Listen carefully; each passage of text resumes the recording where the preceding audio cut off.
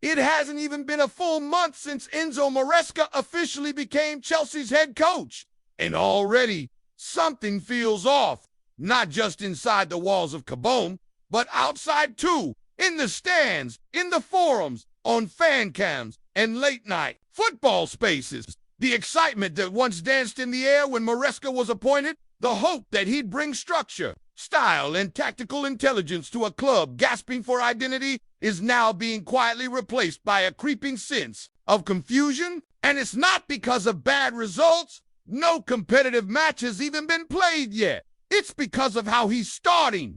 Because while fans were promised a fresh start, what they're seeing is a slow unraveling of the same old chaos.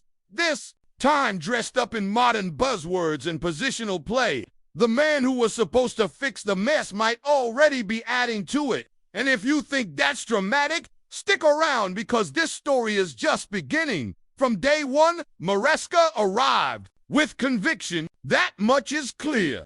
He didn't walk in to simply take over a job. He came to own the project. His interviews were clean, structured, and calculated. He praised the youth system, promised tactical clarity, and highlighted his admiration for Pep Guardiola, a man under whom he learned much of what he applies today. But if Pep's style is jazz with a playbook, Moresca's is more like a military drill.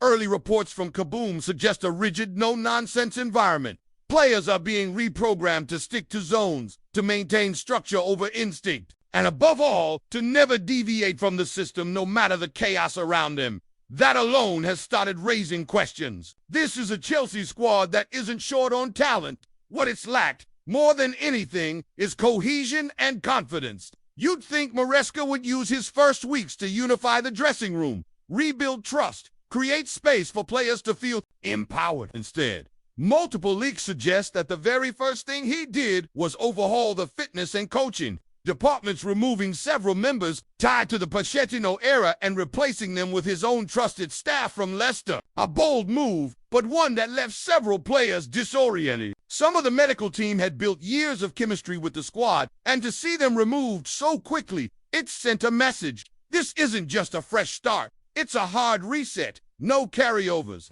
no compromises, and not everyone's reacting well to that. One unnamed player reportedly told his representative that the vibes are cold. It's like being transferred to a new school halfway through the term. Another source mentioned that Moresca's team holds ultra-specific classroom-style meetings daily, with whiteboards full of heat maps, arrows, and statistical simulations that feel more like data briefings than football discussions. Again, on paper, this looks like elite-level coaching, but emotionally, it's not landing with everyone. Chelsea's squad isn't made up of robots. It's a group of young, diverse players, many of whom are still trying to rebuild after 2 disastrous seasons. They need guidance, yes, but also connection. One of the first big friction points has already emerged. Cole Palmer. Last season, Palmer was electric, arguably Chelsea's most dangerous player. He played with flair, freedom, and unpredictability, everything the team lacked elsewhere. He was the spark in the darkness. But now, Moresca is reportedly experimenting with Palmer in a more withdrawn, interior midfield role as a deep playmaker, closer to an inverted 8. It's a puzzling call. Palmer thrives when he's allowed to drift wide, cut inside, take risks. He's not built to operate in tight channels, constantly recycling possession under pressure. Fans, analysts, even former players have raised eyebrows. Why change the one thing that worked? But it's not just Palmer. Enzo Fernandez, too, seems confused about where he fits. He's one of Chelsea's biggest investments, a technical genius, a pass-first conductor who can dominate midfield tempo. But Moresca's ultra-disciplined positional play seems to favor midfielders who pass and move within zones, not creators who drift, press, and improvise. Enzo isn't broken. He's just been underused. And now, he might be misused too. Then there's the transfer window, or the lack of it. Fans expected a flurry, a statement, something to show Chelsea wasn't just changing coach, but evolving strategy. Instead, it's been near silence. Yes, names have floated around. John Duran, Mark Guiu, Alice Williams, but no deals. Behind the scenes, word is that Moresca has vetoed several targets pitched by the recruitment team, claiming they don't fit the system. Admirable, maybe, but is that realistic? Chelsea isn't building from scratch. It's trying to correct years of erratic spending, unfinished rebuilds, and a bloated wage structure. Being selective is wise. Being too selective, that's paralysis, especially when glaring needs like a clinical striker and a natural left back remain unaddressed. This approach is starting to cause internal tension. According to insiders, the sporting directors have had to step in to mediate between Moresca's staff and the analytics department. Apparently, Moresca brought in his own private data team, specialists he's worked with at Leicester and Parma, and requested that they run their own models independent of the existing club structure. That's a bold move. It suggests a lack of trust in what Chelsea already has, which is one of the best performance analytics departments in Europe. Now you've got two teams running overlapping data with players caught in the middle. And it doesn't stop there. Training sessions are said to be heavy on theory, light on spontaneity. One junior player who asked to remain anonymous reportedly told a closed source, "We do the same drills every day. It's all about positions, no creativity. Number flair, just zones and triangles." That might sound good in a coaching manual, but in reality, it's exhausting. Footballers are artists, not just instruments in a system. They need space to think, to move, to breathe. When you suffocate the instinct out of them, you get sterile football. And sterile football, it doesn't win hearts at Stamford Bridge. Let's not forget what Chelsea fans have endured in the last 2 years. Tuchel's exit, Potter's confusion, Lampard's return, Pochettino's mixed bag. Every single time fans were asked to trust the process. Every time that process fell apart, now they're hearing the same phrase again. But the faith is thinner, the patience is shorter, the expectations just as high. And while Moresca's calm demeanor might work in interviews, behind closed doors, it reportedly masks a different kind of intensity, the kind that demands perfection, tolerates new dissent, and rarely accommodates player input. In a dressing room full of personalities, egos, and fragile confidence, this could be a recipe for quiet rebellion. Players won't call it out publicly, not yet. But if results falter, if selections start to look bizarre, and if Palmer ends up invisible in midfield while the team struggles to score, don't be surprised if the murmurs grow louder. What's most worrying is that we've seen this story before. A young, idealistic manager arrives with a detailed system. He speaks well, wins some admiration, starts tweaking things that weren't broken, gets overwhelmed by the pace and chaos of the Premier League, loses the dressing room, and before December, he's gone. Chelsea's recent history is littered with managers who came in with a plan but forgot the human side of the job. And while Moresca may be tactically gifted, the signs, early as they are, suggest he might be falling into the same trap. And yet, this is only the beginning. The season hasn't even kicked off. There's time. Time to adjust, time to connect, time to prove everyone wrong, but time at Chelsea doesn't last forever. It barely lasts a season. And if Moresca doesn't find a way to turn his cold blueprint into something that pulses with belief and energy, then the first mistake fans are talking about now might end up being the one that defines his entire reign.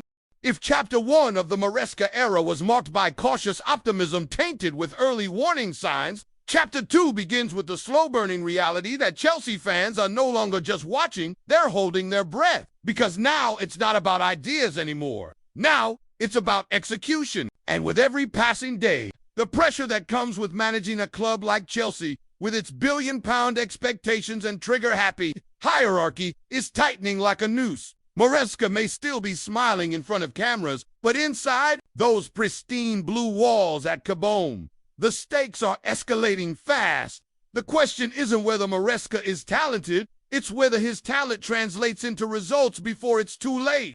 Because this club doesn't wait, and the fans, they're already beginning to speak. Let's start with the atmosphere among supporters. It's not anger yet. not hostility, but it's something worse, a quiet skepticism that grows in the gaps between information, the lack of transfer movement, the absence of visible preseason clarity, the strange early decisions like shifting Cole Palmer out of his natural role. Fans aren't reacting explosively. They're reacting with silence, sarcasm, doubt. On social media, you don't see optimism. You see hesitation.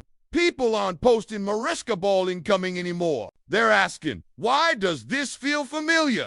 Because deep down, Chelsea fans have seen the pattern, and it almost always ends the same way. And when fans start pulling receipts this early, going back to Moresca's tenure at Parma, to his second half collapses at Leicester, two quotes where he preached control above chaos, it's not a good sign. They're not trying to understand him. They're preparing to defend themselves emotionally. Because in this post-Mourinho, post-Tuchel Chelsea, fans have grown tired of hope that doesn't last. They want something real, something human, something that wins football matches and respects the badge. Not just tactics for the sake of philosophy. Inside the club, things aren't exactly friction-free either.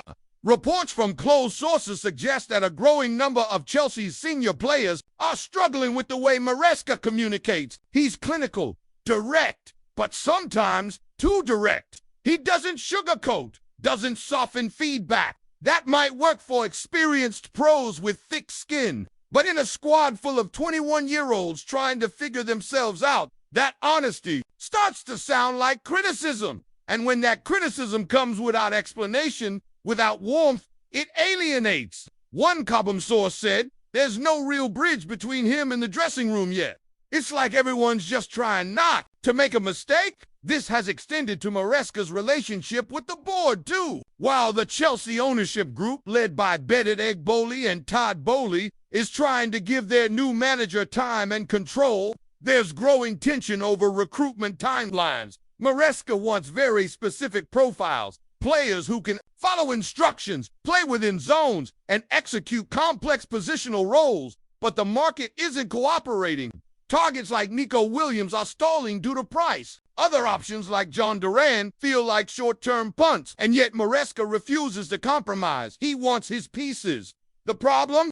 The longer it takes, the more preseason is wasted. You can't teach a complex system without the full squad. You can't practice combinations when you don't know who your striker is. And worst of all, you can't afford to drop points in your first 5 games in the Premier League. Because this fixture list, it's brutal. Chelsea's opening stretch includes games against Newcastle, Manchester United, and Aston Villa. These are not games you grow into. These are games where you're judged immediately on setup, on in-game adjustments, on how fast your players buy in. Moresca isn't being given 6 months of margin. He's being given 6 matches, maybe less if things go south quickly. And that brings us to the biggest issue of all, adaptability. For all of Moresca's tactical intelligence, there's one concern that keeps echoing from his past roles. He doesn't adjust well mid-game. At Leicester, when the plan didn't work, he often doubled down instead of tweaking. Possession stayed safe, substitutions came late, and sometimes the system became the enemy of the moment. In the Premier League, you don't get time to recalibrate. The game shifts on a dime. Klopp adjusts his press. Arteta switches build-up shape. Guardiola pulls a fullback into midfield. Moresca, he's still running the first half blueprint. That rigidity at this level is dangerous. Chelsea's current squad isn't plug-and-play either. It's a mosaic of incomplete ideas from the past 3 managers, Tuchel's structure, Potter's experiments, Pochettino's last-minute youth promotions. It's got promise, but no clear identity. Moresca's job was to give it one, and right now, it looks like he's trying to force an identity onto a squad that isn't sure it fits. This creates anxiety not just for players, but for fans too, because when they look at the team sheet next month and see Palmer playing in a defensive half space or Enzo dropping between center, they're going to ask, is this really Chelsea Football Club? Let's talk specifics. Moresca's love for ball-dominant fullbacks means Ben Chilwell may not be first choice anymore. In fact, sources suggest he's eyeing someone more technical in build-up. Possibly Levi Colwell shifted wide. That opens a gap in central defense. Trefa Chalobah might be sold. Reece James' fitness remains a concern. Malo Gusto still learning. These are not minor tweaks. These are positional shakeups that could alter the team's entire spine. And if they don't work, it won't just be criticism. It'll be chaos. Even the youth setup, once Chelsea's crown jewel, is on uncertain ground. Moresca is reportedly hesitant to promote academy players unless they meet very strict tactical IQ standards. This is frustrating U21 coaches who feel players like Leo Castledine and Ronnie Stutter are ready for transition. But under Moresca, potential isn't enough. Execution is everything. That's understandable. But again, it lacks humanity. At a club that built itself on youth integration over the past 5 years, this shift could burn important bridges, and all of this is happening without the media spotlight even hitting full power. Wait until the first post-match press conference. After a disappointing draw, wait until the first time a reporter asks why Palmer looked lost in midfield, or why Chelsea had 73% possession but only 2 shots on target. Moresca isn't the kind of manager who blames others, but he also doesn't bend easily, and that stubbornness, once exposed under the lights, will either become his shield or his downfall. The final nail could be emotional disconnect. At Chelsea, fans rally around managers who fight with fire. Tuchel clashed with Conte. Mourinho mocked Wenger. Even Lampard, for all his flaws, cared deeply and showed it. Moresca, by contrast, is surgical, clean to clean. He doesn't excite crowds with passion. He doesn't spark chants with charisma. He teaches football like a professor. And in this emotionally volatile sport, sometimes that's not enough. So where does this leave us? It leaves us staring at a manager with brains, with ambition, with a clear plan, but possibly the wrong energy, the wrong tone, and the wrong fit for a club like Chelsea. It leaves us hoping that behind the scenes, adjustments are being made, not just to tactics, but to how Moresca connects with players, staff, and fans. Because if not, this first mistake, this icy, overstructured start, might not just be an early bump in the road. It might be the seed of a slow and painful downfall. Because Chelsea doesn't do patience, it does pressure. It does headlines. It does drama. And if Moresca doesn't start delivering belief, not in systems, but in people, then this whole project could collapse under its own weight. And fast. Now, Chelsea fans are watching with open eyes and cautious hearts. They've seen this movie before. The only question now is, will Moresca write a different ending?